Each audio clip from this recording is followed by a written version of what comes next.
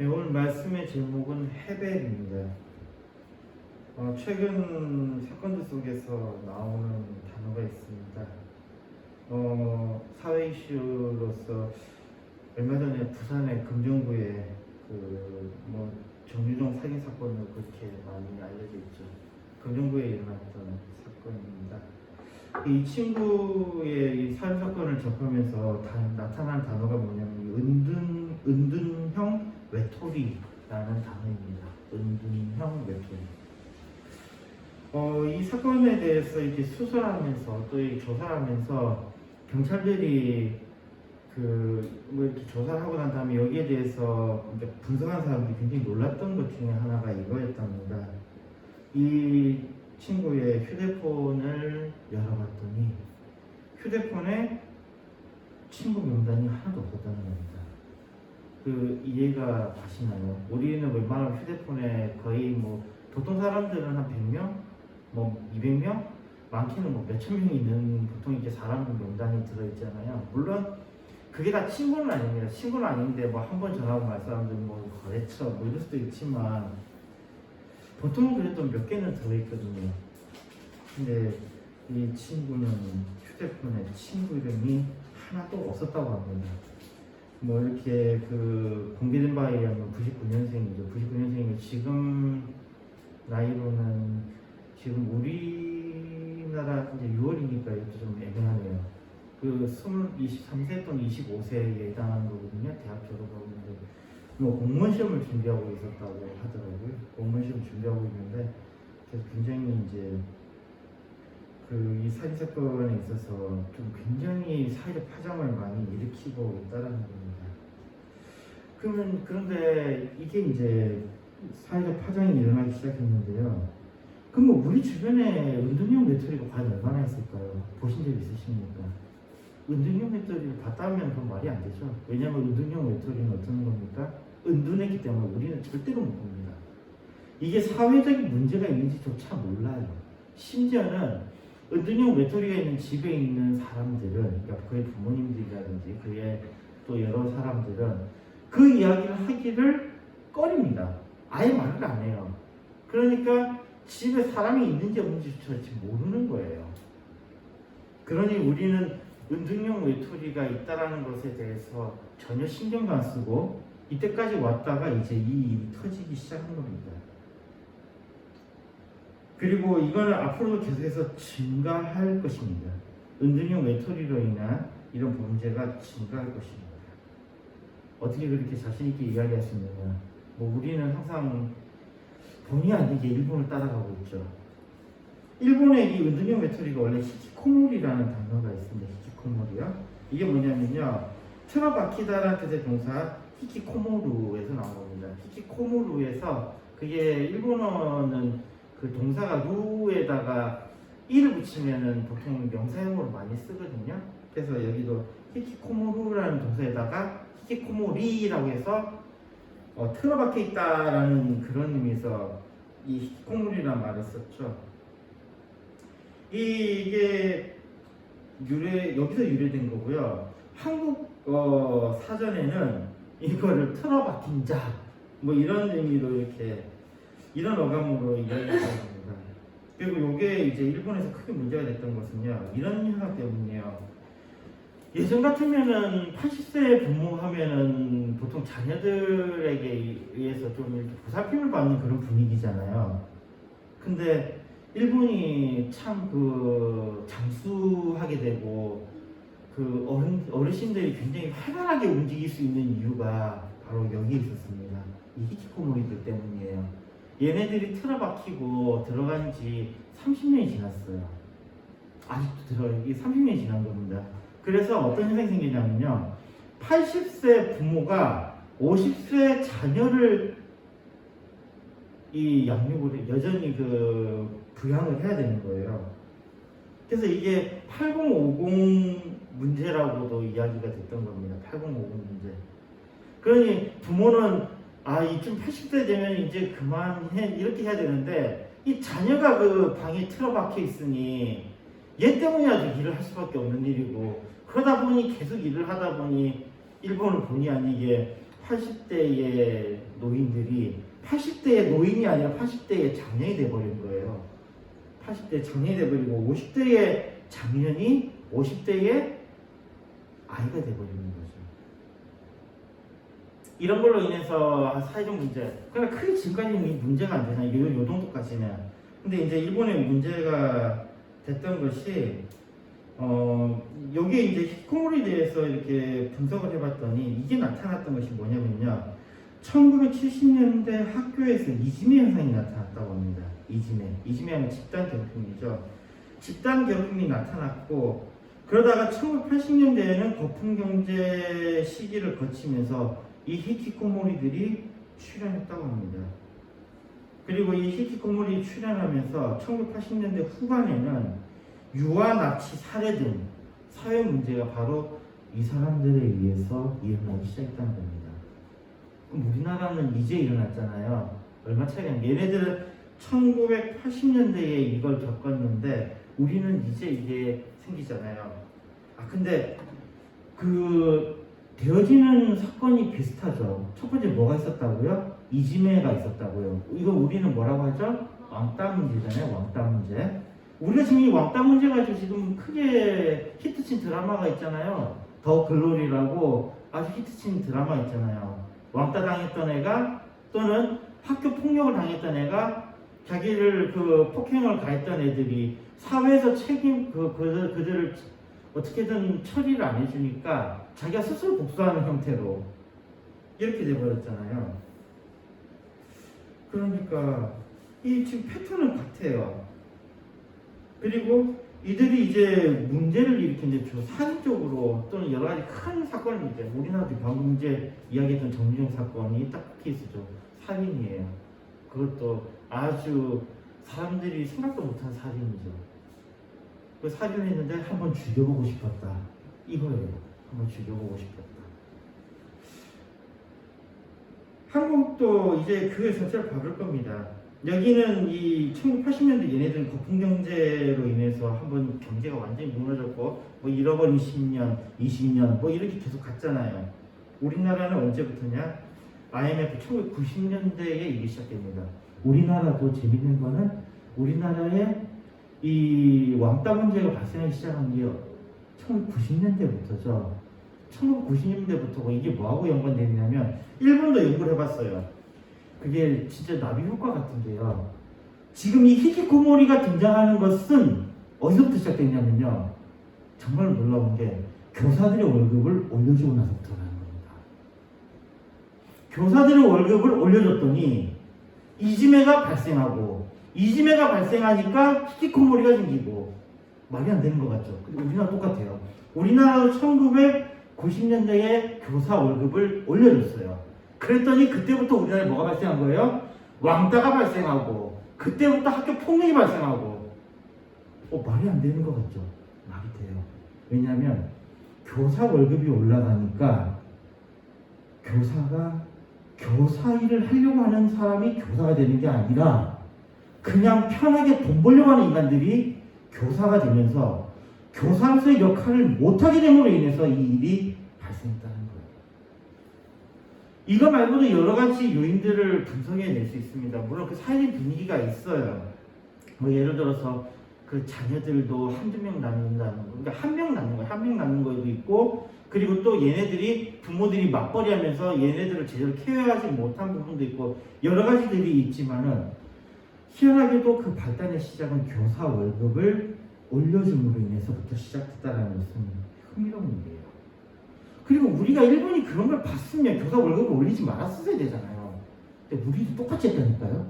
그래서 똑같이 여기까지 온 겁니다.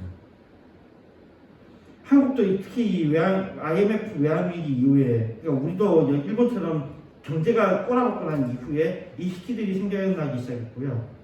근데 이게 사실은 일본, 우리나라 문제라고 생각하는데 아니에요.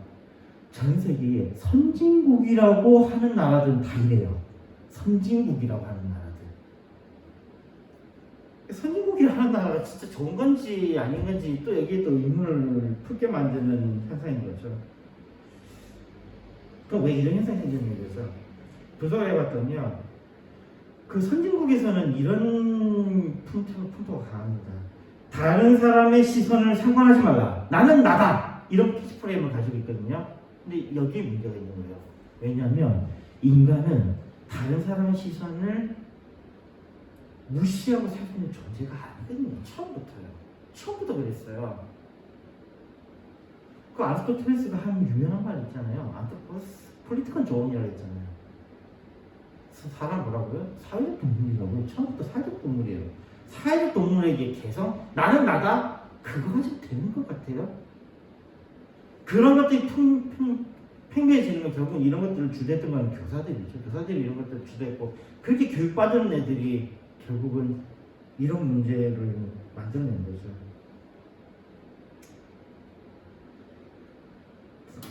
결국은 인간은 사회적 동물이기에 본인의 생각을 알게 모르게 인정받고 싶어하는 욕구가 있습니다.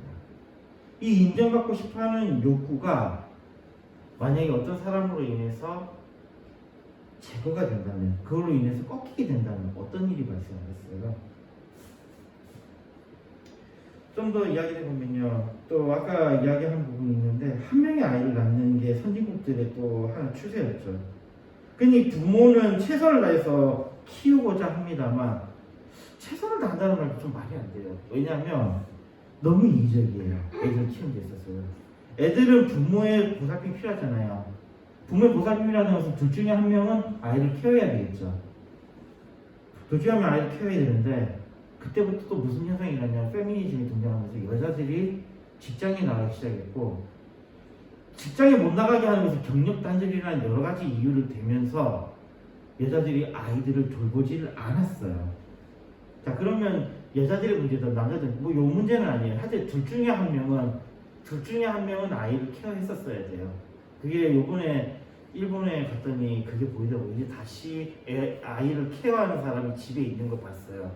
아, 이번에 그 봐서 굉장히 일본이 이렇게 또 이렇게 헤쳐나가는구나. 그럼 우리나라도 앞으로 10년 뒤에는 우리도 그렇게 되겠지. 우리도 이 위기를 극복해내겠지라는 어떤 희망을 좀 가져보는데요.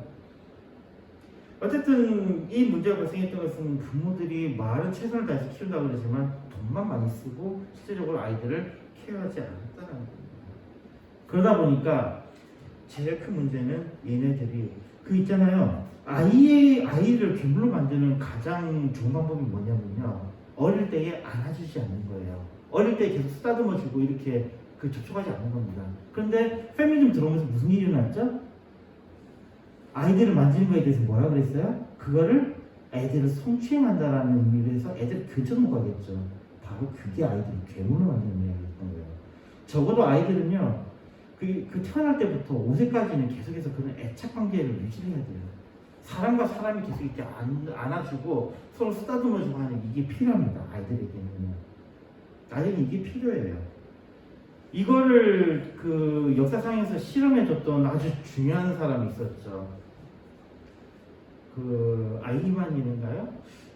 지금 얼른 생각이 안 나는데 그런 케이스가 있어요. 아이들을 그 부모가 이렇게 안아줌으로 인해서 병을 전염한 데 갖고 부모로부터 완전히 독립시킴으로 인해서 아이를 완전히 고립시켜서 한 번도 야간보지 않았던 애들, 이런 애들을 이제 외국에 이렇게 그 입양을 보냈더니 압도적으로 높은 수치로 어떤 일이 일어나냐면 그 아이들이 양부모를 살해했던 거예요. 양부모를 살해하든지 아니면은 그 자기의 그 형제, 그러니까 그 양부모가 낳은 아이들이든 이런 형제들을 실명 이상의, 그러니까 눈을 멀게 하는 것 이상의 해를 가했다는 겁니다. 얘네들이요. 결국은 이 애착의 문제가 결국 걸리는데요. 이 굉장히 이기적이고 또 말도 안 되는 이런 사상들로 인해서 아이들이 괴물로 변했다는 겁니다. 이 괴물들이 나오고 그럼으로 인해서 또 이 사회적으로 문제가 되는 거예요. 그런데 이 괴물들이 차라리 방에만 틀어박혀 있으면 다행인데 그냥 희꼬머리로 있으면 되는데 얘네들이 함부로 밖에 나오면 어떻게 되냐면 바로 이 괴물의 모습으로서 뭔가 굉장한 영향을 미친다라는 겁니다. 그런데도 또 재미있는 건 얘네들은 보이지도 않아요. 평소에는 박혀 있으니까 보이지도 않는다는 겁니다. 우리나라도 이제 이 길을 걷고 있습니다. 이제 이런 사람들, 은둔형 외톨이들의 사회 문제가 발생하기 시작했습니다. 일본에서는 10년, 20년 전에 발생했던 문제가 이제 한국에서 일어나고 있습니다. 일단 우리가 이걸 통해서 좀 볼 수 있는 것은요, 결국은 인간은 인간 속에서 그 존재를 확인하는 것 같다는 겁니다. 우리 인간은 사회적 동물이고 사회를 떠나서 살 수 없다라는 것. 그리고 이런 히키코모리 발생하는 것 중에 또 원인으로 이야기하는 것은 이들이 사회적으로 자신들이 인정받지 못하니까 들어가 버린 건데, 그러니 사람은 인정받고 싶어하는 이 욕구가 얼마나 강한지를 또한 보여주는 예입니다. 정말 이 많은 부분이 얽혀 있어서 함부로 단정할 수는 없지만, 그러나 이 부분은 분명히 이야기할 수 있는 거예요. 사람의 원래 가지고 있는 욕구, 인정받고 싶어하는 이 욕구가 이 문제를 만들어낸다는 것입니다. 그러나 이러한 것들은 헛된 것일 수 있음을 또한 생각해볼 필요가 있습니다. 우리의 삶에서 인정의 욕구가 어떻게 작용하는지 봅시다. 대한민국에 대한 우리 대한민국에서 이 모습 봅시다. 우리 대한민국 사람들이요, 정말 요즘에 많이 빠지는 게 MBTI 같은 거 많이 빠져 있죠. 그러면서 사람들이 이야기하는데, 당신은 원래 이런 사람인데 이런 모습을 가지고 있기 때문이니까 당신은 원래는 다 이 사람들이 다 공감하는 게 이래요. 당신은 원래는 내면은 굉장히 연약한 사람인데 겉으로는 굉장히 강한 모습을 보이려고 하고, 이러면 사람들이 와, 저 내 이야기라는데 그거 누구나 다 그러고 싶어 해요. 그러고 싶어 해요. 진짜 그런 게 아니고. 그러니까 사람들이 MBTI나 뭐 그런 뭐 점이나 이런 것들이 빠져버리는 거예요. 자기가 듣고 싶어하는 말을 해주니까요. 그 이야기는 대한민국 사람들은 친구에 대한 고민을 정말 많이 한다는 겁니다. 대한민국은요, 노는 것이 정말 치열한 걸 유명하죠. 관광지 가보세요. 관광지에 가보면요, 새벽부터 돌아다니는 사람은 한국 사람이에요. 다른 나라 사람들은 뭐 관광지 가면 뭐 늦게 천천히 막 돌아다니고 이렇게 여유를 즐기잖아요. 한국 사람들은 새벽부터 일어나가지고 하나라도 더 보려고 여기저기 찍고 다니는 거예요. 이렇게 한국 사람들은 치열하게 삽니다. 근데 사람들 노는 데도 정말 치열해요. 대학에 가보면요, 이 술 문화가 굉장히 어마어마해요. 이게 술 없이는 사회생활이 안 된다 할 정도로요. 이게 웃겨요. 그 술이 정말로 나쁜 거거든요. 술은 마약이죠. 일종의 술은 마약이에요. 마약인데, 다른 거는 나쁜 거 하면 다 뭐라는데, 오히려 술은 못한다고 사회에서 난리치면 정말 이상한 거거든요. 정말 치열하게 놀아요. 막 술 게임하고 애들 친한 척하고. 그리고 우리나라 사람들 다 처박혀가지고 핸드폰 보고 있죠. SNS 계속하고 있습니다. 뭐 인스타 DM, 그다음 팔로우 하면서 뭐 댓글 달고, 또 뭐 유튜브니 뭐 계속 SNS를 하는데, 단순하게 그 속에서 어떤 정보를 얻는 게 아니라 자랑하고, 거기에 대해서 자랑에 대해서 반응해주고 좋아요 눌러주고. 정말 메커니즘이 정말 이상한 메커니즘이에요. 아니, 그렇게 노력을 기울여서 좋아요 이거 한번 버튼 한번 받으려고 그렇게 하는 거예요. 좋아요 버튼 한번 받으려고. 물론 이걸로 인해서 더 나아가면 이제 광고라는 것을 통해서 돈을 벌 수 있다고 하긴 하는데, 뭐 그래도 사람 대부분 좋아요 버튼 하나 받으려고 그렇게 노력하는 건 이상하죠. 그러면서도 사람들이 이렇게 하는 가운데서도요, 쉽게 다른 사람들과 교제합니다. 쉽게 다른 사람들과 교제하면서 그 속에서는 질투는 더 심해지고 있어요. 질투는 더 심해지는 그런 단계에 오는 거죠. 근데 이게 왜 그러냐면요, 친밀함을 이 단계를 나눠버리면 1단계, 2단계로 나눌 수가 있어요. 1단계는 그냥 가볍게 노는 부분이죠. 이게 아이스 브레이킹이라고 그러죠. 그 얼음을 잘 녹이는 그런 거, 아이스 브레이킹으로 우리는 굉장히 가볍게 친교를 합니다. 가볍게 친교하는 것이 바로 술을 마신다든지 아니면 뭐 노래를 부른다든지 같이 이렇게 어울리면서 뭐 그런 이야기를 하죠. 그러나 거기서 계속 머무르고 있으면 시간 낭비예요. 그 다음에는 2단계로 넘어가야 됩니다. 2단계는 어떤 단계냐면요, 서로 간의 이해와 존중과 희생하는 단계입니다. 사랑 중에 가장 큰 사랑이 뭐라고 우리가 이야기합니까? 희생이라고 그러잖아요. 바로 친밀함이 가장 친밀한 바로 희생입니다. 누군가가 나를 위해 희생했다라는 그것은 그 사람만큼은 나에게 가장 친밀한 사람이라는 것을 의미합니다. 잠깐 여기서 우리 그리스도인들이 얼마나 행복한 자들인지 알 수 있죠. 요한복음 15장 13절 14절에 말씀합니다. 사람이 친구를 위하여 자기 목숨을 버리면 이에서 더 큰 사랑이 없나니 너희가 나의 명하는 대로 행하면 곧 나의 친구라. 그리스도인들에게 있어서는요, 그들 자신을 위해서 돌아가신 주님을 그리스도인들은 소유하고 있습니다. 자신을 위해서 희생한 분을 소유하고 있습니다. 그러기 그리스도인들은 최고의 행복자가 될 수 있는 겁니다. 계속 한번 진행합니다. 1단계는 우리가 많이 접하는 부분이고요. 2단계로 넘어가는 이 친밀함에 있어서는요, 이거는 아까 이야기했듯이 이해와 존중과 희생이 있어야 됩니다. 즉 이거는 무조건적인 수용이에요. 무조건적 수용을 받으면요, 사람은 그 속에서 행복을 느낍니다. 그리고 바로 여기에 인정의 욕구가 해소가 돼요. 인정 욕구가 해소가 됩니다. 그러면 지금 문제가 뭔지 알겠죠? 사람들이 인정의 욕구를 해소해야 되는 이 2단계에 들어가지도 않으면서 인정의 욕구를 바란다는 것이 문제라는 거예요. 좀 더 이야기를 해봅시다. 이 인정의 욕구를 해소하기 위해, 그러니까 무조건적인 수용 이 단계에 들어가기 위해서는요, 먼저 상호 대화를 해야 됩니다. 이 상호 대화를 하는 데 있어서요, 사람과 사람을 만났을 때 2단계로 넘어갈 때는요, 반드시 자신이 믿는 바에 대한 이야기도 해야 되고요, 자신이 어떤 가치관을 가지고 있느냐에 대해서도 이야기를 해야 됩니다. 내가 무엇을 싫어하고 내가 무엇을 좋아하는지에 대한, 호불호에 대한 이야기도 해야 됩니다. 그런데 요즘 우리의 그 인간관계를 보십시오. 우리는 이 2단계의 것들을 하지가 않습니다. 왜냐하면 희한하게도 그 아까 이야기한 페미니즘을 비롯해서 수많은 인권 여러 가지 이야기들이 그런 이야기를 못하게 만들어요.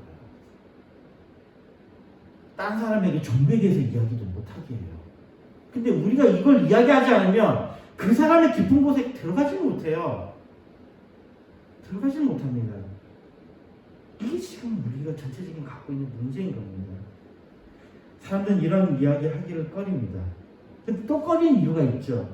자기가 믿는 것, 자기가 가지고 있는 가치관, 내가 싫어하고 좋아하는 것에 대한 이야기를 했을 때에 만약 사람들이 그것에 대해서 거절해버리면 어떤 느낌이 듭니까? 단순하게 내가 믿는 바가 이건데 라고 했더니 다른 사람이 아이고 그거 뭐 이래버리면 어떻게 되는 거죠? 굉장한 상처를 당하게 되는 겁니다. 그러니까 사람들이 이까지 이야기를 하지 않는 거예요. 그러니 사람들은 자신과 비슷한 사람을 자꾸 찾으려고 합니다. 그러나요, 비슷한 사람도 그 비슷한 사람도 거절합니다. 그 사람들을 통해서 거절의 경험을 충분히 할 수 있어요. 오히려 다르더라도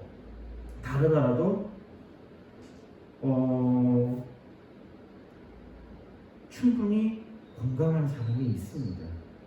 뒤집어서 이야기하면 비슷한 사람도요, 자신이 믿고 있는 바를 비하하고 거절하고 낮출 수 있습니다. 왜? 우리도 그런 그 대화할 때 그런 거잖아요. 누가 뭘 딱 얘기했더니 에이 그거 말고 이런 거 있잖아 라고 하면서 이게 더 좋은 하라고. 우리는 그게 그거 말고가 아니고요. 그거는 그거고 요건 요거고 그게 두 개가 같이 양립할 수 있는 그런 단계에 들어가야 된다라는 겁니다. 이런 것들 그러니까 오히려 이제 또 다시 들어가면요, 자신을 비하하거나 거절하거나 자신을 낮추는 사람은 피하는 게 좋습니다. 이 굉장히 중요한 스킬이에요. 나를 인정해주는 사람과 함께하는 것만으로도 시간이 모자라거든요. 묘한 우리 인생이 그렇습니다. 그러니 내가 그 2단계에 들어갔을 때 나를 거절한 사람은 어떻게 하면 그냥 버리는 게 맞아요. 성경에 그렇게 되어 있죠. 복음을 전파했을 때 그 복음 받아들이지 않으면 어떻게 하라고요? 나오고 먼지를 털어버리라고요. 이미 성경에 우리 인간관계에 대한 답들이 다 있어요. 우리가 그거를 무시하거나 보지 않으려고 하는 게 문제죠. 나의 것을 충분히 보여요. 나의 믿음을 보여요. 나의 신념을 보여요. 근데 저들이 안 받아들이니까 어떻게 하라고요? 그냥 버리라고요. 그냥 버리라고요. 상호간의 대화를 통해서 적절할 때 주저없이 대화하는 것이 정말 중요합니다. 빨리 확인하고 그렇지 않은 사람은 피해야 됩니다. 그렇다고 처음 보는 사람에게 깊은 대화를 하자는 것은 아닙니다. 처음에는 1단계의 그 가벼운 그 인간관계를 통해서 이렇게 적절히 하다가 적절한 때에는 2단계의 대화로 옮겨가야 됩니다. 그리고 나에게 맞는 사람과 그렇지 않은 사람을 구분하고 그렇지 않은 사람들과의 무의미한 관계를 유지할 필요가 없습니다. 오늘 말씀의 제목이 헤벨이죠. 바로 이 헤벨이 뭐냐면 무의미함입니다. 이 무의미한 관계, 헛된 것, 이것을 유지할 이유가 없다는 것입니다. 우리 인간관계에서 어려움을 갖는 바로 잘못된 전제는 이겁니다. 모든 인간은 동일하게 존엄하다라는 이 명제입니다. 아닙니다.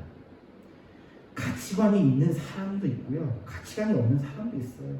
그냥 남을 따라하기만 하는 사람도 있고요. 그렇기 때문에요. 인간 같지 않은 사람도 많이 있습니다. 인간 같지 않은 사람 많이 있다? 이게 너무 인권적으로 문제가 있는 거 아닌가요? 라고 물을 수 있습니다. 그러나 우리는 그리스도인입니다. 마태복음 25장 32절에 말씀합니다. 모든 민족을 그 앞에 모으고 각각 분별하기를 목자가 양과 염소를 분별하는 것 같이 하여. 성경은 사람을 구분하고 차별합니다. 누가복음 3장 17절에 말씀합니다. 손에 키를 들고 자기의 타작마당을 정하게 하사 알곡은 모아 곳간에 들이고 쭉정이는 꺼지지 않는 불에 태우시리라. 이건 구분을 넘어서요. 아닌 자들은 미움의 대상이고 소멸 대상이에요. 성경 이렇게 분명히 나눕니다. 모든 자들이 동등하게 그들이 같은 대우를 받아야 된다고 주장하지 않습니다. 대구의 이슬람 사원 건립에 대해서 대구시장이 발언을 했더군요. 그 홍준표 이 대구시장님이 대구에 이슬람 사원뿐 아니라 힌두교도 들어와야 라고 이야기를 했답니다. 북구 이슬람 사원 건축 갈등에 대해서 이걸 포용하고 이 폐쇄성을 극복하고 시 차원의 해결 의지를 나타내야 된다라고 5월 28일 날 자신의 SNS에 글을 올렸습니다. 홍준표 시장이. 그러면서 이렇게 이야기하더군요. 거기 말미에 보니까 이슬람은 하나의 종교일 뿐이다. 서로 증오하지 않고 포용하며 각자의 종교만 믿으면 된다. 라고 그렇게 써놨더라고요. 저도 이게 쭉 읽어봤더니 그렇게 하셨네요. 홍준표 시장님이요. 근데요, 이러한 판단의 기본 전제는 적어도 상호 존중입니다. 존중하지 않는 자에게 손을 내미는 것은 스스로 파멸하는 것입니다. 이슬람 국가에 가서 교회를 지으라고 해보십시오. 이슬람 국가에 가서 교회 한번 지어보세요. 사형당합니다. 그런 자들에게 우리가 어떻게 손을 내밀어요? 손 내밀 수 없는 자들입니다. 어거스틴은 다음에 말씀 인용합니다. 마태복음 25장 41절을 인용을 하더라고요. 또 왼편에 있는 자들에게 이르시되 저주를 받은 자들아 나를 떠나 마귀와 그 사자들을 위하여 예비된 영영한 불에 들어가라. 그래서 이렇게 합니다. 물론 거긴 이교도라고 적혀 있지만요. 이걸 바꾸면 이슬람은 악이며 죄의 대상일 뿐입니다. 우리가 믿고 있는 바요. 어거스틴의 그 정통을 따랐을 때도요. 그들은 그리스도에 의해서 심판받을 것이라고 어거스틴은 말하고 있습니다. 우리가 이슬람을 왜 포용합니까? 그들이 우리를 포용하지 않는데요. 친구라는 거예요. 친구라는 것은요, 신념, 가치관이 달라도 괜찮은 자들이 친구입니다. 이슬람은 가치관이 다르면 죽입니다. 그들은 적이며 사악한 자들이며 우리와 함께 할 수 없는 자들입니다. 신념, 가치관이 다름에도 불구하고 같이 할 수 있는 경우만 우리는 친구예요. 그들이 우리한테 제대로 못하는데 우리가 그들에게 제대로 할 이유가 없어요. 중요한 건 이겁니다. 상호작용이에요. 상호작용. 2단계로 넘어갈 때 중요한 건 바로 상호작용입니다. 그러지 않는 사람은 어떻게 하라고요? 버리라고요. 그걸 할 수 있냐면 달라도 괜찮아요. 그게 서로 상호작용이 되는 거예요. 달라도 괜찮아요. 달라도 괜찮습니다. 그러나 한쪽이 그 상호작용이 일어나지 않는 것들은 버려야 됩니다. 거기 집착할 이유가 없어요.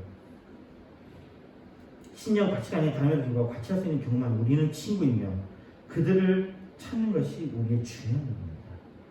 우리의 중요한 일입니다. 우리가 그러한 자들을 찾아야 됩니다. 물론 인맥 관리를 위해서 1단계 만남에 머무르기도 합니다. 그러나 1단계의 만남은요, 계속 진행되면 공허합니다. 그 공허함보다도 더 큰 이익이 있다면 그런 인맥 관리 위한 집단을 유지하는 것은 좋은 것입니다. 연인관계에서도요, 보면은 1단계는 데이트 단계를 하죠. 근데 이 데이트 단계에서 사랑에 빠진다는 것은 정말 멍청한 짓이에요. 1단계에 데이트를 하고 즐거운 시간을 보내고, 그리고 그 다음에 뭐예요? 2단계로 가서 서로의 가치관에 대한 이야기를 나눠야 됩니다. 가치관이 다를 때에는요, 헤어져야 되고요. 가치관을 서로가 존중할 수 있으면 그건 소울메이트가 되는 거예요. 그때서야 결혼의 이야기를 할 수 있는 겁니다. 이 참 이런 그 성경 기본적인 원리를 우리가 참 모르고 살았다라는 생각을 많이 하게 되더라고요. 2단계를 위해서 필요한 것은 바로 이겁니다. 상대방에 대해서요. 2단계 들어와서는 왜라고 물어야 돼요. 왜? 왜라고요. 그러면서 이 왜에 대한 이야기라면 그 왜라는 이야기 속에서 자신의 신념과 가치관 그리고 호불호가 드러나요. 그리고 이것을 서로가 받아들일 수 있으면 그들은 친구가 될 수 있는 겁니다. 그들은 더 깊은 관계에 들어갈 수 있는 거예요. 이렇게 언급한 것은 오늘 본문의 진리의 희미한 모습이 있기 때문입니다. 1단계의 헛된 것, 2단계의 것은 행복에 이르는 의미 있는 것입니다. 오늘 우리가 읽었던 2절에 보면요. 이게 히브리어로 되어 있어요. 하벨, 하발림, 아말, 코엘렛, 하벨, 하발림, 하콜, 하벨 이렇게 있습니다. 그러니까 하벨에 있어서 이제 이 하벨의 그게 헤벨. 그 히브리어는 모음이 바뀌거든요. 그때마다 바뀌어서. 근데 이제 우리의 기본 용어는 헤벨입니다. 헤벨. 이 헤벨이 기본적으로 안개를 이야기하고요. 그다음에 파생적으로 뭐 수증기, 연기, 그다음에 의미 없음, 수수께끼, 역설, 바람 잡는 일, 의미 없는 것 등으로 쓰입니다. 이 헤벨이라는 이 단어, 이걸 한번 봅시다. 여기도 보면은 참 2절에 보니까 그 하벨, 하발림. 자, 그 다음에 아마르 코헬레트라고 있는 것은요. 아마르 하면요. 아마르는 말하다라는 뜻이거든요. 코헬레트. 이 코헬레트가 바로 전도자입니다. 우리가 지금 하는 전도자. 이 전도자가 뭔지에 대해서는 또 우리가 뒤에서 이야기를 할 거예요. 굉장히 중요한 겁니다. 아말 코헬레트 이거 전도자가 말하기를 빼면 전부 다 하벨, 하발림, 그 다음에 하벨, 하발림, 하콜, 하벨. 그러니까 하콜은 모든이라는 거거든요. 하콜 모든 것이 하벨, 모든 것이 의미 없다, 모든 것이 헛되다 이런 의미예요. 이 2절에는 계속 5번이나 등장해요. 의미 없다, 의미 없다, 의미 없다, 의미 없다. 5번 맞죠? 의미 없다, 의미 없다, 의미 없다. 여기에 헤벨에 대해서 우리가 이제 생각을 해봐야 되는데요. 제가 이 설교를 준비하게 된 거는 바로 이것 때문이에요. 요 2절을 가지고 다르게 번역하는 사람이 나타나 있더라고요. 그 사람 말을 딱 듣고 있다가 저 처음에는 혹했죠. 요 말이 맞는 것 같다고 생각했다가 나중에 다시 분석을 해보니까 이상이 틀렸어요. 그러니까 제가 보기에는 틀렸어요. 그래서 거기에 대해서 지금 제가 그래서 이 말씀 준비하게 된 건데요. 헤벨에 대해서 어떤 뜻인지를 묻는 것에 대해서는 일시적인 것으로 번역이 된다라고 이 사람은 주장을 했어요. 그러니까 이게 뭐라 되어 있냐면요. 헛되고 했더니 모든 것이 헛되도가 아니고 일시적인 것이니 전도자가 말하기를 모든 것이 그냥 일시적인 것이다 라고 이렇게 번역해야 된다는 거예요. 그래서 한번 봅시다. 전도서 1장 1절에서 4절 보면요. 다윗의 아들 예루살렘 왕 전도자의 말씀입니다. 전도자가 가로되 헛되고 헛되며 헛되고 헛되니 모든 것이 헛되도다. 사람이 해 아래서 수고하는 모든 수고가 자기에게 무엇이 유익합니까? 한 세대는 가고 한 세대는 오되 땅은 영원히 있도다. 이 말씀 속에서 만약 2절을요. 전도자가 가로되 일시적이고 일시적이니 모든 것이 일시적이다 라고 하고요. 사람이 그 해 아래 수고하는 모든 수고가 자기에게 무엇이 유익합니까? 이렇게 이야기했을 때 뭔가 좀 이상해요. 2절에 이 헛되고 해당하는 말이 안개 같고라고 번역이 돼야 된다. 뭐 안개 같은 거, 보이지 않는 것 이렇게 또 주장하는 사람도 있습니다. 안개 같은 거.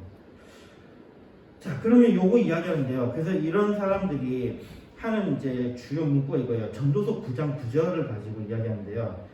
전도서 9장 9절에는요 이렇게 되어 있습니다. 이게 전도서 9장 9절에 일단은 우리말 성경에는요. 내 헛된 평생의 모든 날, 곧 하나님이 해 아래서 내게 주신 모든 헛된 날에 사랑하는 아내와 함께 즐겁게 살지어다. 이는 내가 내 일평생에 해 아래서 수고하고 얻은 분복이니라 라고 되어 있습니다. 그러니까 여기 보면은 여기 헛된 날에라고 되어 있고 그 다음에 여기에 일평생에 해 아래서 수고한 얻은 분복이라 이렇게 되어 있으니까요. 이 헛된 날이라고 하니까 여기 이상하지 않냐 이거예요.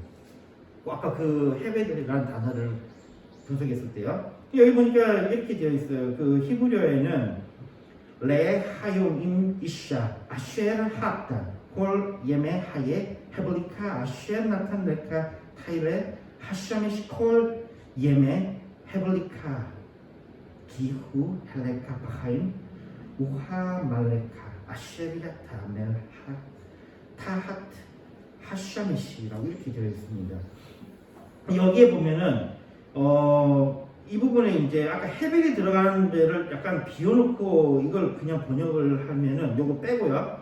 내 평생의 모든 날 곧 하나님이 해 아래서 내게 주신 모든 그다음 비우고 나를 내가 사랑하는 내 함께 할지어다 여기에 헤벨이 들어가는데 이 헤벨을 이렇게 번역하면 좋다는 거예요. 내 헤벨 부분에 아까 거기에는 헛된이라고 되어 있던 것을 뭐라고 번역하냐면 또는 여기에 뭐 헛된이라는 부분을 내 그 일시적인 평생의 모든 날에 곧 하나님이 하늘에서 내주신 모든 일시적인 날이라고 표현을 하면 일시적 또는 그 안개같이 사라질 날에 내가 내 사랑하는 아내와 함께 즐겁게 살지어다 이렇게 번역하면 더 낫지 않느냐래요. 이 부분은 맞는 것 같아요. 보면은 일시적이라는 표현이 맞는 것 같아요. 그러면서 2절에 그 1장 2절의 말씀도 그렇게 되어야 된다고 주장을 하는데요. 과연 이 부분이 그렇게 갈 부분인가를 다시 한번 봅시다. 여기도 뭐 헛된 날보다는 잠시 머물다 가는 날이라고 번역하는 게 정말 분명합니다. 그런 것 같아요. 근데 이제 시편 62편 9절에도 보면요. 진실로 천한 자도 헛되고 높은 자도 거짓되니 저울에 달면 들려 익힘보다 경하리이다. 여기에 보니까 여기에 지금 헤벨이 어떤 단어를 헤벨로 쓴 것 같아요? 거기에 보니까 진실로 천한 자도 헛되고 라는 부분이 이 부분이 헤벨이겠죠. 여기도요. 여기 보니까 아크 헤벨 나와요. 아크 헤벨 베네이 아담 카잡 베네이 이시 베모제 인나이 라우트 햄마 그 또 하나 더 있습니다. 메 헤벨 하야드 두 번 나와요. 다음번 헤벨은 어느 부분이겠습니까? 앞에는 헛되고 돼 있으니까 근데 뒤에는 뭐겠어요? 이 헤벨은 뭘 번역했겠어요? 뭐를 번역했어요? 익힘이 헤벨이에요. 아까 이제 그 헤벨의 감이 옵니까? 앞에 안개같이 이따 사라지는 거, 뭔가 모호한 거, 이게 바로 헤벨이에요. 근데 이 헤벨이 어떨 때는 어떻게 해요? 헛되다는 의미로 쓰일 수 있지만 또 다를 때는 그냥 일시적으로 이따 사라지는 것이라는 의미로 쓰일 수도 있는 거예요. 그 다음에 이게 그러면 신약 성경에는 어떻게 쓰였느냐 이거죠. 이 헤벨이 야고보서 4장 14절 보면요. 내일 일을 너희가 알지 못하는도다. 너희 생명이 무엇이냐? 너희는 잠깐 보이다 없어지는 안개입니다. 여기에 어느 말이 헤벨에 해당할까요? 여기 뭐 헬라어로는 헬라어로 적혀 있으니까 저기 그 신약은요. 호이티네스 우크 에피스타스테 토테스 아우디온 포이야 가르헤 조에 휘몬 아트미스 가르에스틴 바로 여기 있거든요. 아트미스 가르에스틴 바로 이 아트미스가 여기에 안개라고 번역되어 있는 거예요. 이 안개가 바로 헤벨입니다. 이 안개가 헤벨이에요. 헤벨의 느낌이 옵니까? 그러면 이 전도자가 처음에 던졌던 나오는 이거 헛되고 이게 뭐예요? 헤벨 계속 나오는 거? 이 부분이 우리는 어떻게 봐야 되냐 이걸 다시 한번 좀 생각해 볼 필요가 있어요. 성경은 우리 인생에 대해서 헤벨, 즉 안개를 표현하고 있습니다. 기본적으로 헤벨은 잠시 있는 걸 정도로 이해하면 좋을 것 같습니다. 오늘 본문 말씀을 다시 보면요. 잠시의 뉘앙스, 잠시 있다라는 헤벨의 뉘앙스와 함께 헛되다라는 표현은 그럼에도 불구하고 잘 번역된 것 같습니다. 왜냐하면요. 2장 3절에 보니까 전도자가 가로되 헛되고 헛되니 모든 것이 헛되도다. 사람이 해 아래서 수고하는 모든 수고가 자기에게 무엇이 유익한고. 여기 우리가 그 포커스 맞춰야 될 부분은 이겁니다. 3절에 나온 말씀이 무엇이 유익한 거에서 유익에 대한 이야기를 한다면요. 유익의 반대는 뭐죠? 무익이잖아요. 무익이잖아요. 즉 뭐예요? 헛된 것이잖아요. 그러면 이거를 그냥 아까 같이 안개, 순 이런 걸로 번역할 수는 없는 거잖아요. 그렇죠. 그렇다면 이 전도서에 이 처음 나온 이 주제로 보통 사용하는 이 부분이 헛된 것이 맞다라는 거예요. 이 부분을 흔들어 버리면 전도사 부분이 지금 다 흔들리거든요. 전도사가 다 흔들리는 거예요. 전도서의 말씀은 세상의 헛된 것에 대해서 이것을 탈피해야 된다라는 이야기인데, 이거를 그냥 이 순간에 있는 것이라고 이렇게 이야기하면, 물론 그렇게도 해서 그 말씀을 전하시는 분도 있더라고요. 이렇게 해서 헤벨에서 올람으로, 올람이라는 게 영원함이거든요. 헤벨에서 올람으로 이렇게 하시는 분도 있긴 한데, 그러나 이 제가 보기에는 이 3절에 있는 말씀을 가지고 충분히 2절의 번역이 괜찮다라는 것을 이야기할 수 있을 것 같습니다. 기본적으로 단어가 기본적으로 가지고 있는 의미가 있습니다. 그러나 그것이 온전하게 모든 것에 동일하게 쓰이는 것은 아닙니다. 대표적인 우리나라로 그런 단어가 있거든요. 모든 것에 분명히 이 단어가 가지고 있는 의미가 있는데 모든 것에 그렇게 똑같이 쓰이지 않아요. 자, 우리 가장 대표적인 예를 대박이라는 표현입니다. 어떤 사람은 이 대박이라는 표현이 상당히 나쁜 표현이라고 그러거든요. 왜냐면요. 근데 우리는 이런 나쁜 표현을 상당히 많이 갖고 있습니다. 이 대박이라는 표현이요. 기쁠 때 어떻게 하죠? 오, 대박. 슬플 때 어떻게 하죠? 오, 대박. 화가 날 때는요? 아, 대박. 즐거울 때는요? 와, 대박. 시도 때도 없이 등장합니다. 그러다 각각 상황에서 이게 같은 의미입니까? 우리나라에 이런 정말 안 좋은 이런 표현들이 꽤 많아요. 대표적인 게 정이죠. 정. 이게 뭐 하자는 거예요? 이게 좋은 거예요, 나쁜 거예요? 또 우리에게 있어서 눈물 어떤 거죠? 눈물은 기뻐도 눈물이고 뭐예요? 슬퍼도 눈물이에요. 분명히 같은 거지만 이것이 그 속에서 다르게 분명히 쓰이고요. 이걸 다른 걸 바꿔 쓸 수가 없어요. 바꿔 쓸 수가 없는 겁니다. 그러니 여기 이 헤벨에 대해서 이렇게 그 다르게 번역하는 것에 대해서는 약간 반대하는 입장이라는 것을 이 말씀을 준비한 겁니다. 자, 전도서에 나온 말씀, 아까 우리가 읽었던 그 2장에 보면 아까 여기 있습니다. 하벨, 하발림, 아마르, 코헬레트. 아마르, 코헬레트가 뭐예요? 아마르가 말하다, 코헬레트는 누구요? 전도자가 말한다. 근데 이 전도자가 어떤 거냐면요. 이 전도자라는 단어, 이 코헬레트는요, 카알이라는 동사가 원래 의미예요. 카알은 모이다라는 뜻입니다. 모이다. 코헬레트는 그럼 뭐 하는 자예요? 여기는 전도자라고 표현되어 있으면 뭐 하는 거예요? 모은 자들이에요. 모은 자들. 코헬레트. 코헬레트가 아마란다, 말한다예요. 코헬레트가 말한다. 이걸요, 그 셉터진트로 번역했을 때는 뭐라고 번역이 되어 있냐면 에클레시아로 번역되어 있습니다. 그럼 에클레시아는 우리가 잘 아는 또 헬라어 단어에서 뭡니까? 바로 교회예요. 전도서는 바로 교회입니다. 교회. 교회에서 선포되는 말씀이 바로 이것이에요. 헛되니 모든 것이 헛되도다가 바로 이 교회에서 울려 퍼지는 주요한 복음이 되어 있다는 것입니다. 그러면 여기서 끝나지는 않죠. 코엘렛, 즉 교회에서 하는 것, 이것입니다. 전도서는 바로 교회가 말씀하는 것이며 교회가 나누는 말씀입니다. 우리에게 세상의 것들이 헛된 것이라고 말씀합니다. 바로 교회에서 말씀하는 것이 바로 이것입니다. 전도자가 하는 말씀은 교회가 전하는 말씀입니다. 여기에 참 지혜자는 무엇입니까? 교회에서 선포되는 이 말씀, 헛되고 했더니 몸이 헛되고. 그 지혜자가 할 말은 뭐라고요? 모르겠다. 이게 지혜자가 할 말입니다.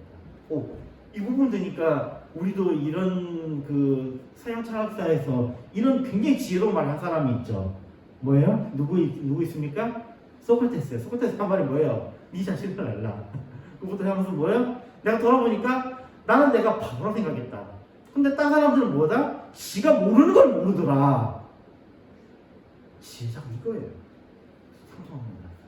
교회에서 우리에게 선포해야 되는 지혜의 말씀보다 모르겠다라는 거예요. 모르겠다를 고백해야 된다는 것입니다. 그때 우리는 뭡니까? 우리의 인생에서 우리는 모르겠다. 우리의 인생은 헛된 것이다. 그러면서 우리가 고백해야 되는 것은 바로 이것입니다. 우리의 인생은 우리에게 달려있는 것이 아니다.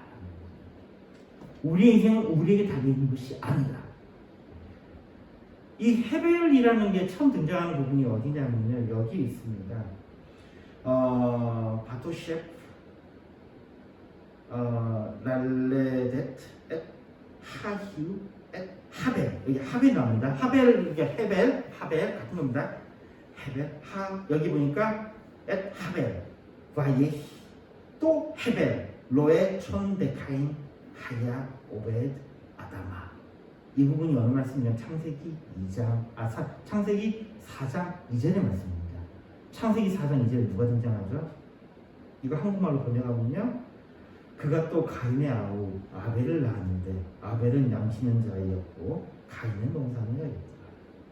그러니까 여기에 낳았는데 랄레드 엣 아이후인데 여기 보니까 아이후 엣 하벨을 낳았는데, 그랬더니 이 하벨은 뭐 어땠다고요? 베이의 헤벨, 이 아벨은 뭐였다? 양치는 자였다. 바로 이 헤벨이 우리가 알고 있는 아벨의 이름입니다. 아벨은 한국말로 이렇게 아벨을 번역했지만 히브리어에는 아까 그 헤벨 또는 하벨, 이 두 가지 단어가 다 나오죠. 이게 위치에 따라서 또 어떤 거와 연관이 되느냐에 따라서 이 모음이 바뀌는 히브리어 특징이라서요. 일단은 그 모습 봤을 때 역시 그 우리가 아벨이라고 했던 것은 이게 아까 하벨이라고 된 거에서 저쪽에 그 H 무궁화는 유럽의 국가들이 있어요. 대표적인 게 프랑스 같은 경우가 그렇거든요. 그게 없어지면서 아벨이라고 불리는 거예요. 근데 원래 하벨 또는 헤벨이에요. 참 이 말씀 속에서 참 이 아벨은 그의 이름과 같이 어떻게 했어요? 잠시 있다가 사라졌습니다. 근데 우리가 그 아벨에 대해서 그가 저주받았다고 하지 않아요. 그게 우리의 인생입니다. 바로 이 헤벨이, 그 전도자가 선포하는 그 헤벨은 바로 아벨로 올라가요. 근데 이 아벨은 어떤 자예요? 예배하는 자였다는 겁니다. 예배하는 자. 전도자가 우리에게 헤벨을 선포하면서 뭘 선포하는 겁니까? 우리에게 예배를 선포하는 겁니다. 예배를 선포하는 거예요. 그래서 아까 이야기했잖아요. 전도서가 이름이 뭐라고요? 그 아까 코엘렛이라고. 그 히브리어는 코엘렛이 헬라어는 뭐예요? 에클레시아. 지금 우리가 번역하면 전도서를 번역할 때 뭐라고 하는 게 제일 좋아요? 교회라고 번역하는 게 맞습니다. 근데 그 교회에서 던지는 말은 뭐예요? 헛되니 모든 것이 되다. 즉 헤벨을 선포하는 거예요. 근데 헤벨이 뭐 하는 자예요? 바로 예배하는 자였다는 겁니다. 그리고 우리에게 가장 지혜로운 것은 우리가 하나님에 대해서 우리가 어떻게 해나갈까 아니라 우리는 모르겠습니다. 우리가 하나님 손에 있습니다. 하나님께서 우리에게 복을 내려주시지 않으면 우리는 복을 받을 수 없어요. 하나님께서 우리를 구해주시지 않는다면, 하나님께서 우리를 구원하시지 않는다면 우리는 어떻게 할 수 없습니다. 바로 이것이 교회에서 선포되어야 되는 것입니다. 이게 바로 헤벨이에요. 이게 헤벨입니다. 창세기 2장에 아벨이 등장합니다. 아벨의 히브리 이름이 바로 하벨, 즉 헤벨입니다. 바로 그가 우리에게 보여주는 것이 우리의 모습입니다. 우리는 잠시 있다 돌아갈 것이고 형에게 허무하게 살해당한 것과 같이 우리의 인생을 허무하며 허망하게 죄로 죽이면 당합니다. 우리의 시작은 바로 이 헤벨에서 시작됩니다. 헤벨을 인식하고 지혜로 나가는 것이 중요합니다. 바로 이 지혜로 나가는 것은 바로 이것입니다. 잠언 1장 7절에 말씀합니다. 여호와를 경외하는 것이 지식의 근본이오늘 미련한 자는 지혜와 훈계를 멸시합니다. 우리의 인생이 우리 손에 있는 것이 아니라 하나님의 손에 있음을 기억하고 인정합시다. 하나님이 우리의 경외의 대상임은 우리는 하나님의 두렵고 떨리는 마음으로 그 앞에 나가야 되는 것입니다. 왜 우리가 하나님을 경외합니까? 경외하는 것은 두려움이거든요. 우리가 하나님께 달려있기 때문입니다. 우리가 하나님께 하나님 손에 있기 때문입니다. 우리의 인생이 그분에 달려있기 때문에 두렵고 떨리는 마음으로 온전히 맡겨야 합니다. 우리의 삶의 시작은 바로 하나님을 경외하면서 시작하는 것입니다. 잠언 9장 10절에 말씀합니다. 여호와를 경외하는 것이 지혜의 근본이요 거룩하신 자를 아는 것이 명철입니다. 또한 하나님을 경외하는 것은 우리의 지혜의 근본입니다. 이것이 명철입니다.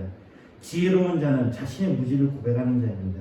자신의 공로 없음, 무기력을 인정하는 것입니다. 지혜로운 자는 그래서 의지하는 자입니다. 그리고 우리는 압니다. 우리에게는 이럴 때 우리에게 참 친구가 계십니다. 우리를 위해서 십자가를 지신, 우리를 위해 희생하신 그분. 로마서 5장 8절에 말씀합니다. 우리가 아직 죄인 되었을 때에 그리스도께서 우리를 위하여 죽으심으로 하나님께서 우리에게 대한 자기의 사랑을 확증하셨느니라. 경외하는 하나님이 우리에게 그리스도를 보내심으로 자기의 사랑을 보이셨습니다. 헤벨이 우리를 의미 있게 하셨습니다. 해벨인 우리를 쓸모있게 하셨습니다. 해벨인 우리에게 영원한 생명을 약속하셨습니다.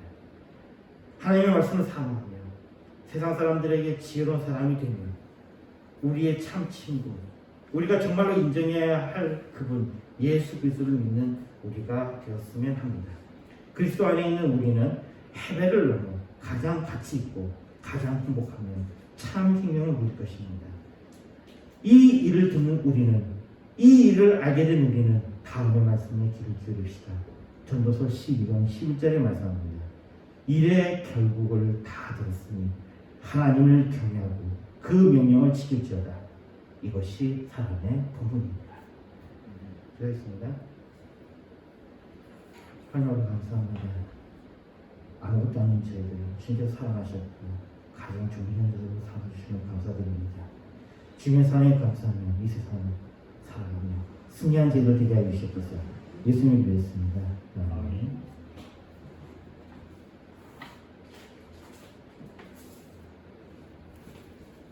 창세기 515장 보면서 준비하시는 분 같겠습니다.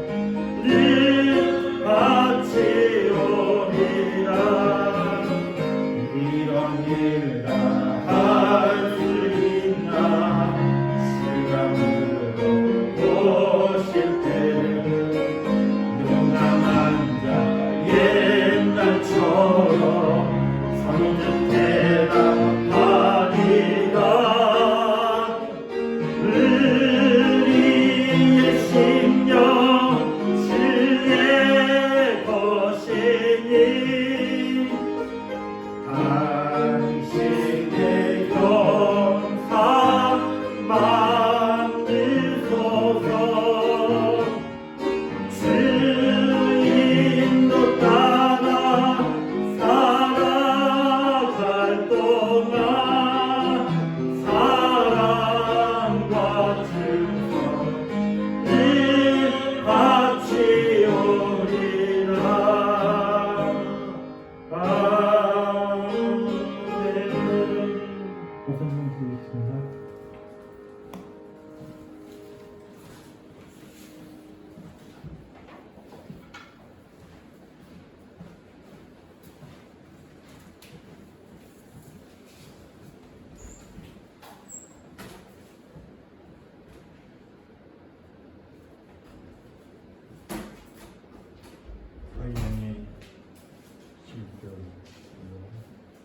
너무나 감사합니다. 모든 일을 주님 인도해 주시니 감사합니다.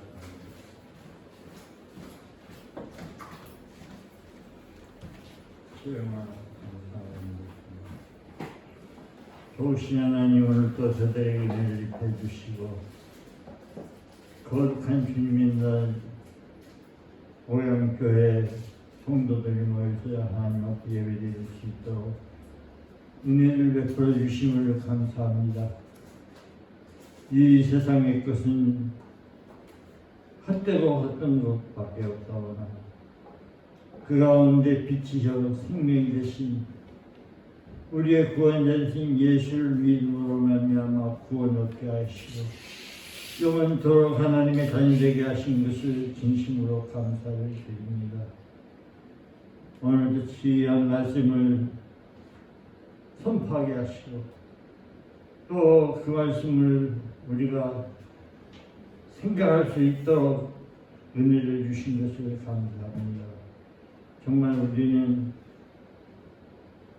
잠깐 보이다 없어질 그것들을 버리고 영원하신 하나님의 나라 저 천국을 바라보면서 주인 되신 예수를 구주로 믿는 믿음 안에서 살아가게 부족함이 없도록 주님 도와 주옵소서.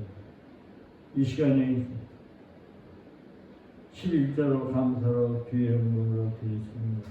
드린 손길마다 주님 축복해 주시고 아버지 드린 자들의 아버지 하나님 육체 모든 아버지 영혼을 주님이 친히 주장해 주시어서 아버지의 발끝에서 머리끝에서 발끝까지 성령의 불로 태워주시어서 아버지의 아픈 모든 연약한 것은 강력히 하시고 정말 아버지 하나님의 능력을 체험하는 하나님의 능력으로 살아가는 저들 되게 부족함이 없도록 특별히 목양교회가 이 지역을 살리는 사람을 살리는 영혼을 살리는 생명을 살리는 목양교회가 되게 부족함이 없도록 예비되고 준비된 자 만나게 하시고 또한 아버지의 불로 아버지의 보아 주시어서 아버지 예배가 아버지 하나님 정말 평생이 하나님 앞에 드려지는 예배가 참 예배가 되도록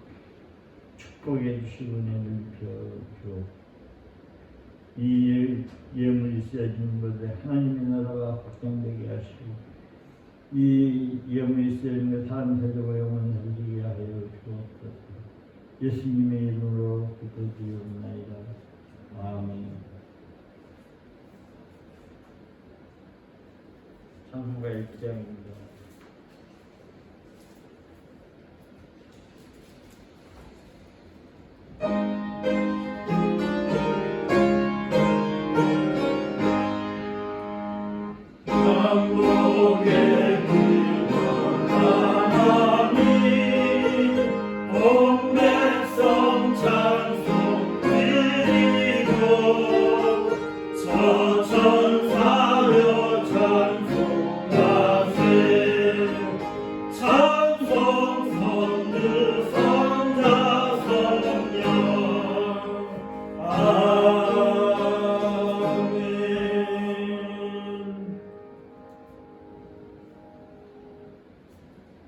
교회의 머리 대신 우리 구주 예수 그리스도의 은혜와 그 크신 하나님의 사랑과 성령님에게 통하심을 예배한 무경교회 귀한 성도들 머리 위에와 가정 위에와 하는 일 위에 또 전 세계 오늘 예수의 이름으로 모여서 신앙고에 간 자들 머리 위에와 가정 위에와 하는 일 위에 또 앞으로 전도받아서 구원받을 자들 머리 위에와 가정 위에 하는 일에게부터 영원토록 항상 함께 있을지어다.